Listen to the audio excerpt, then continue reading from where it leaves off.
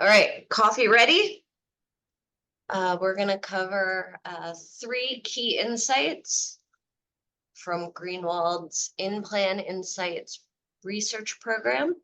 It's now in its 3rd year, an annual program. First, if you haven't joined us before, a little about our coffee breaks. Small groups. We like to be interrupted, so please come off mute if you have questions. Come on camera.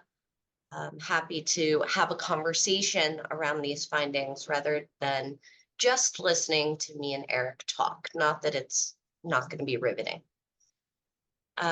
So a brief summary on what we did and the basis of what we're sharing today. In-Plan Insights includes 4 phases of research, qualitative and quantitative. We start with in-depth interviews, half a dozen each with plan sponsors and plan advisors. They run the size gamut, right? From serving smaller plans to larger plans. Then we do focus groups with plan participants. Those are done online. The focus groups are done with a slightly older age group. We focus on age 45 to 64. But then we follow that up with 2 surveys. The survey of participants, just over 1,000 of them have a wider age range from 30 to 70. And then our sponsors, we do a survey of just over 500. And again, it runs the size gamut, anywhere from 50 employees and up. We make sure to set a quota to make sure we have some of those larger plans and can look at them and call them out specifically. Not going to be showing a lot of size differences today, but the research does include that. So Eric and I are going to walk you through sort of 3 big takeaways from the 2023 study. I'm happy to answer questions and tell you more about it. And Eric's going to take it away. Great, thank you, Lisa. And good morning, everybody. And as we go, you'll see at the bottom of the screen, there's some color coding. Most of what we will be sharing today is really input from plan sponsors and participants, less for this presentation from advisors. So anything in blue, for the most part, is plan sponsor perspective, and anything green is plan participant. And our first theme is called Show Me the Money. And there's a few questions that we added to this past year's program. On the left, we added a series of 6 trade-off questions. Here we're showing 3.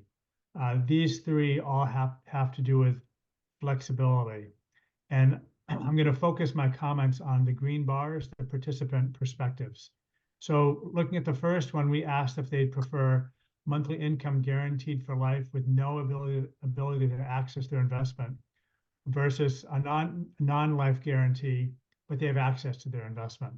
And there was a slight leaning towards the latter, right? They'd rather have access than just have the guarantee without it. Similarly, the next one down, where we said, would you rather have higher monthly payouts, but there's nothing left over for your heirs versus lower payments that leave an account value for your heirs. And again, they lean slightly towards the right side, more flexibility.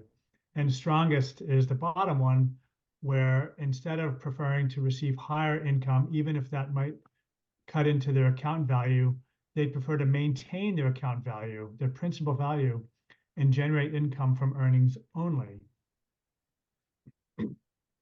So in all these cases, when we show them kind of higher income with a guarantee versus less with some type of with more flexibility or access to their money, they tend to choose the latter. And that by itself suggests that, well, then we need to make sure that we give people liquidity and access to their money and things like that. However, when we add dollar amounts into the equation, and here we have 2 new questions we added this past year, we get a different picture. So in this case, we gave them 3 options and we asked them to rank them. On the left, we said you could get, and we told them, assume you have a $100,000 balance at retirement, and you could receive $4,800 a year with high flexibility, or on the other end, $7,200 a year with low flexibility, and then there was a third option in the middle. And we said rank these 1, 2, or 3. And what we found is that more people ranked the higher income than the lower income. And so in this case, they're saying, I would rather have higher income than flexibility now that you're showing me actual dollar amounts. Where in the previous questions on the previous slide, we didn't give them any dollar amounts. We just said higher versus lower. And another question, in past years, what we asked participants in our surveys was and this is after we would present them with some income options to react to and lots of questions around income. We would ask them, how much of your account value at retirement do you think you would allocate to one of these income options? And most people would give an answer of anywhere from 0 to 30%. And on the right-hand side here, in the top right, in our participant focus groups, we asked that same question, and they anecdotally, or at least qualitatively, gave answers that tended to fall in that lower range as well, about on average 20%. However, in our survey this year, we added a new question that said, imagine you have $100,000 in your account when you retire, and you can receive these amounts of monthly income. We didn't give them any other definition or parameter of the income. We didn't say whether it's lifetime guaranteed, how much liquidity there is, nothing about it. We just simply said you could get this much income if you allocated a certain amount to it. And we also showed them annual amounts as well. And again, they leaned towards higher income. Over half of them said they would allocate most of their account balance to an income option to get that higher income. So this tells us that it's very important when presenting income options to participants that it's important to show them how much money those options could actually generate, so they can pick an option that actually works best for them. And I'm going to hand it over to Lisa to talk about the journey. Yeah, and I wish I could tell you we nailed the retirement income journey, but we got some answers and a little bit more work to do. At the very beginning of the journey, on this next slide, I think we got some very clear answers. So we asked our participants to type in an age when they thought that they should start learning about retirement income planning, learning about it.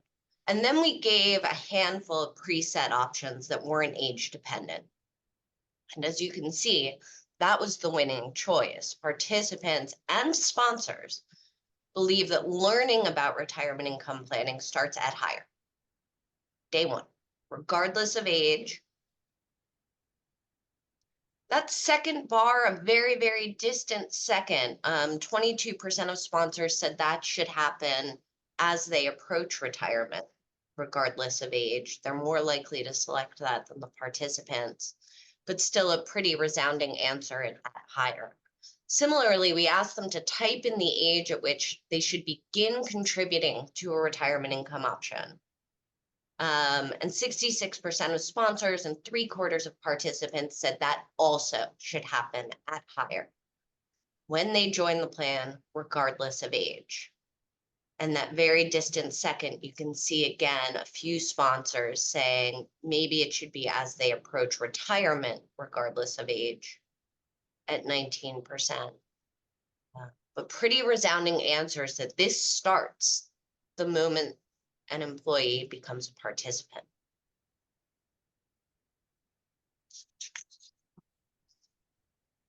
Which really lends itself very well to automatic enrollment, right?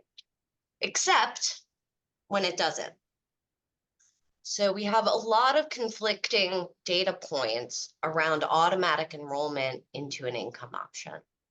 In qualitative research, when you're talking to sponsors and advisors and participants, it can best be classified as a hard pass. Nope, don't automatically enroll me into this. In the survey, when we ask as a standalone question, how appealing is being automatically enrolled into a retirement income option, the results are unbelievably favorable. right? Huge majorities say somewhat or very appealing to be automatically enrolled. We took another bite at this apple with one of our preference questions this year. So down at the bottom of the slide on the left, we said, do you want a completely automatic experience? You're automatically enrolled, income's going to be automatically triggered. You might have less control, but it's little to no effort. And on the right, we said completely manual experience. You research, you select, you decide how much to withdraw. Gives you total control. You have to do all the work. And participants are completely split. They're completely split. And I think really importantly, only 1 in 10 are on the extremes. Most are somewhere in the middle. We didn't let them choose a true middle. We forced a leaning with our question on purpose, but very few are on either extremes. So we have half of participants who want one experience and half of participants who want another. Some things that we learned as well, and this does challenge automatic enrollment into a retirement income option,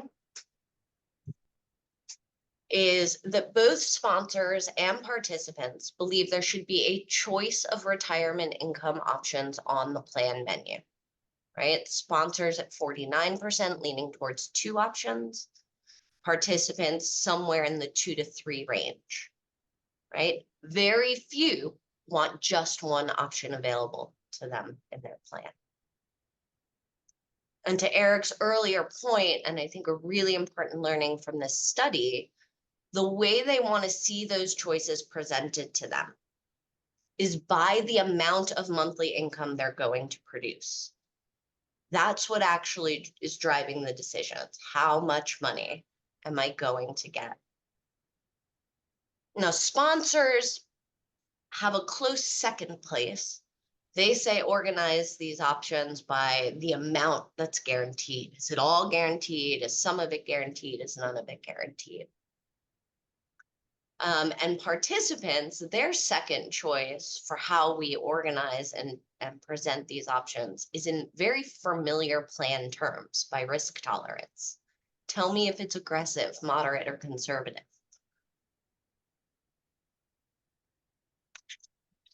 So we've got a middle of the journey that's a little muddy, but a couple things were also very clear. We know that having education and robust tools is critically important. And so here we're showing you the findings on how to best deliver that comprehensive retirement income planning program and education that we talk so much about. And I'll draw your attention to the 2 middle bars. I call them the combos, right? These are where the majority of our sponsors and our participants are. They want a combination of an online experience and some human element. Sponsors may be understanding scalability at 38%, say ability to call a call center. And participants at 26% say, I want an online experience with a one-on-one meeting with a rep or advisor, right? So most people want a combination. Now you can slice and dice this chart a couple different ways, right? You can look at the top 3 bars and say majority, 8 and 10, right, are comfortable with an online experience. That's got to be part of the mix. And you can look at the bottom 3 bars and say a human has to be part of this mix for about 3/4 of both sponsors and participants, right? So the best delivery is both. So we've got them in, we've got them educated. We then asked about the end of this journey. It's retirement. The real answer here, going back to our first section, show me the money. 62% of participants want to see that money now, immediately upon retiring. Only 1/3 are willing to wait 10 years, only 5% willing to wait 20. Sponsors are a little bit more torn on whether or not the payments should be immediate or 10 years after retirement, but they too are not generally in favor of waiting the full 20 years for participants to receive their money. The other thing that we asked was how this money should be delivered. Is it automatically sent every month, or is it you, participant, initiating withdrawals? Right? And participants at 63% really want it to be automatic. And the sponsors are a little bit more divided in that. We did hear one advisor, great quote, said, make it mailbox money, right? Everyone likes mailbox money. It just shows up, right? And that's what the most of our participants seem to prefer as well. So we have a beginning and we have an end that seems fairly clear, but that middle involves a fork in the road that I think we still need to figure out and reconcile. And that's my take on journey. And Eric is going to walk us through the next finding. All right. So what's in a name? And I'm going to cover this from two perspectives. One is some perspectives on the word annuity. And then secondly, what do we call this category of income options? So first, some participant perspective. The statements on the left side, I'll start with the first two. There's high interest in income options that create pension-like income. So the first one shows that more than 3 in 5 participants are highly interested in an option that pensionizes their retirement savings. Similarly, they would be comfortable if their employer directed their the employer contributions to a guaranteed lifetime income solution, regardless of how the participant directed theirs. This is a question we added in 2 years ago and then repeated last year, and it tested well both years. One of the nice things about this option here is it takes the participant out of the sales cycle, right? You need to convince maybe the plan advisor and the plan sponsor. But once the sponsor has selected a GLI option to allocate their contributions towards, the participants will automatically start getting mailbox money, as Lisa referred to, when they retire, depending on how that option is set up. At the bottom, though, is some less encouraging news, where nearly half of participants agree that the reputation of annuities makes them reluctant to consider retirement income options in their retirement plan.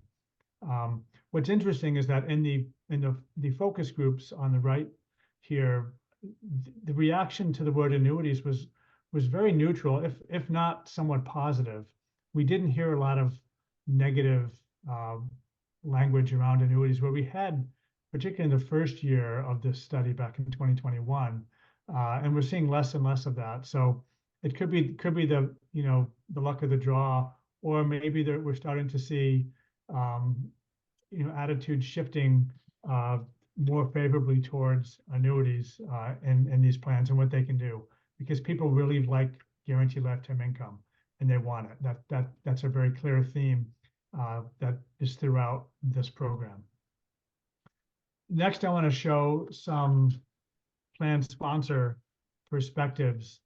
And here there's I'm going to say there's negative news, good news, and some encouraging news. Starting with the negative, we'll look at the top 2 bars. And these top 2 bars were asked in one question, and the bottom 2 bars in a different question in the survey.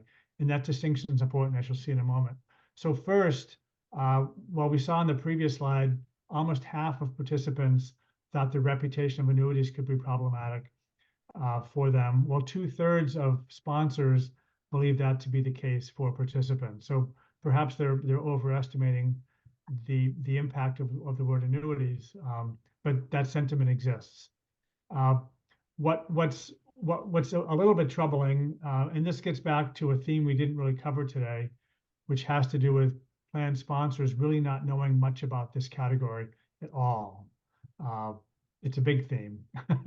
But in this first statement, they say that options will be more, with guaranteed lifetime income will be more appealing if we don't use the word annuity, right? 71% said that.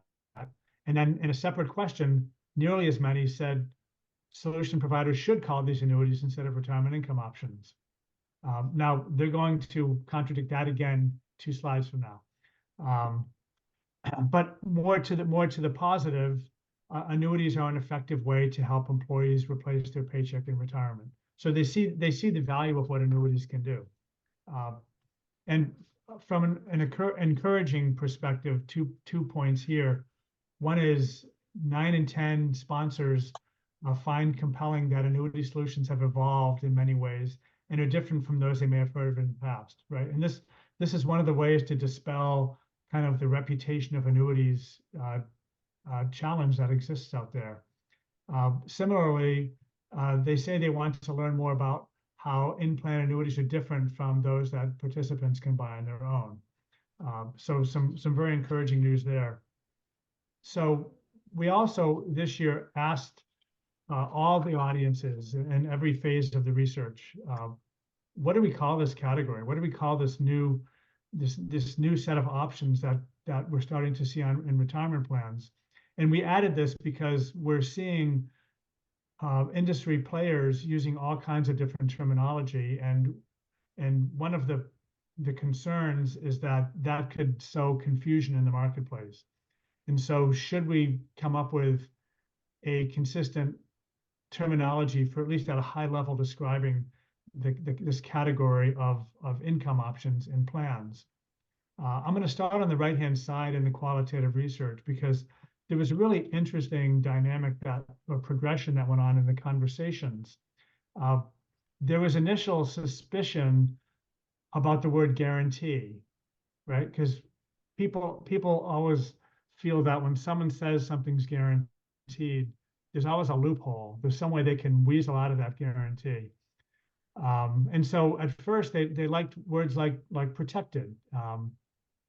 But as they learned more and talked about it more, they started saying, well, these actually are guaranteed, aren't they? Right. And once they kind of came to that conclusion, they really liked the word guarantee better. So on the left here are the results from the quantitative surveys where we asked both participants and sponsors, what's the best description for this class of options? And overwhelmingly, they voted for one of 2 options. So there wasn't a clear winner yet. Guaranteed income options and retirement income options got about the same number of votes in both cases. Protected got relatively few, and in-plan annuity, using the word annuity, got essentially the least. It's our recommendation that the broad category should simply be retirement income options. It's very self-explanatory. It doesn't exclude anything. And then there could be subcategories for guaranteed and non-guaranteed options. Some of the plan advisors we spoke to said that it's not on this slide, but they also agreed we shouldn't use the word annuity in describing the category.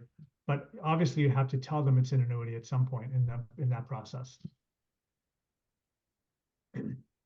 And that is all of our 3 themes for today. I just want to quickly mention that this program is an annual program. We've run it for the last 3 years, and we're running it again this year. Some of the topics we'll be covering this year, we'll continue presenting options to these different audiences to get their takes on them.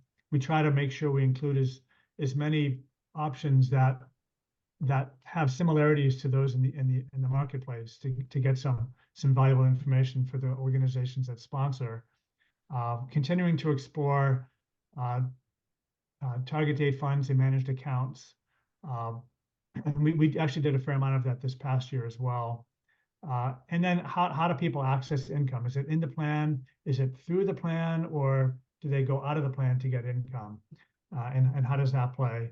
And how do we get advisors? We didn't talk about this much today, but advisors are in some cases a bit of a a cog in the process, and we have to convince them that solutions are ready, even though everything isn't perfect in the world when it comes to in-plan retirement income. And then continuing to explore education and advice type programs, and what does the journey look like, and how do you break that up for different types of participants? If anyone's interested in learning more about the program and becoming a sponsor, please reach out to Lisa or me, or any way you know how to get access to Greenwald, and we'll be happy to talk to you about it. There is a discount available through the end of February. After that, it's full pricing. Hey, So with that, Eric, we've got a couple questions in the chat. And I'm gonna throw the first one your way. Because you were talking about the advisors being a bit of a cog, and this, I think, relates. So we have a question about, what about portability options, crossing multiple employers in your career? Was that addressed? yes, and so,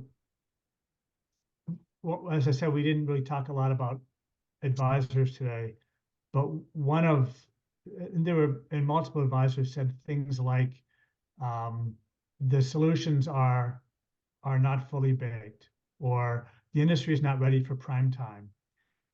And part of that included the lack of portability. And so even though Secure 1.0 said portability needs to be there, I don't think it's fully there quite yet. And I think advisors recognize that. And so that's something we need to continue. And I believe we have some companies in attendance today who are working on making that a reality. But that's certainly one of the impediments that advisors see. And just as I said before, I don't think the lack of complete portability yet should be a reason not to start having conversations with plan sponsors about retirement income. We have another question. I'm going to try and start answering, and then Eric, please chime in. We have a comment and question that says, but if retirement income options involve consumption of capital, could that create confusion? What we've generally found with this study, and I recognize it's very different than some other research, is people don't like to think about spending this money.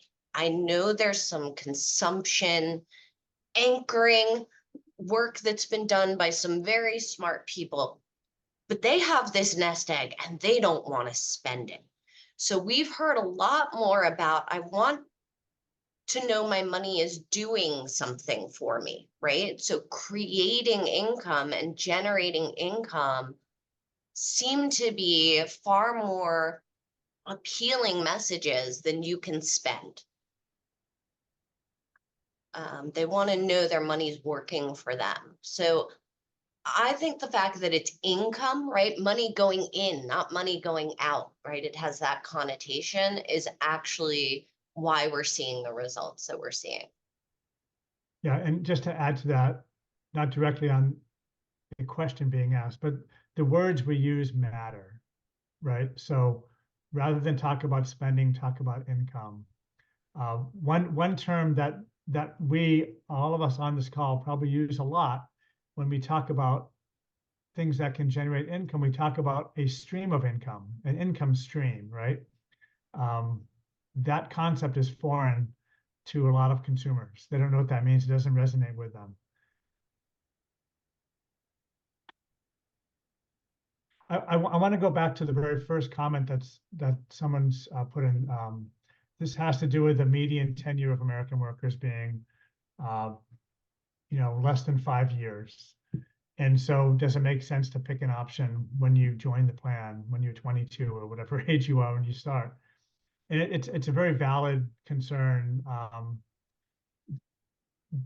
So I guess a couple of things. One is some of those people will stay there for the whole career. But I'm also trying to reconcile, how do you when you're early in your career, or even midway through your career, pick an income option that's going to be right for you when you retire without even knowing what that situation is going to be, decades into the future. So even though people say they'd like to learn about it and even pick an option from the beginning, I don't know how realistic that really is. Yeah, we did hear in the qualitative, right? Like people have not thought about this, right? So to think that even our focus group participants who were 45 to 64 hadn't thought about this. It was still something they were going to do at some future point. It is hard to imagine that they know now what the right option for them is going to be in the future. Now, that would make the case that we should put them in it now because they don't know what the right option is going to be in the future as well. But we asked another question in our participant survey along the lines of how much thought have you given to how you will generate income for yourself in retirement. Most people just haven't gotten there yet. And then again in the qual, we heard people say, and they were older, when I was 20, 30, I couldn't have picked an option that was right for me. I'm getting there now. So there's something about the timing that in that journey that still needs to be worked out a little bit, I think. And we just got another question, and people can also just chime in without typing a question, but I believe the term paycheck does test well. I'm trying to remember how it was included in the surveys either this year or in the past. But I think it generally does work pretty well. People like the concept of a paycheck. Yeah. Yeah, it wasn't this survey, but I'll tell you the other word we're sometimes not allowed to say that resonates is pensionizing, like make a pension, right? That works really well too in research, but has some compliance hangups in reality.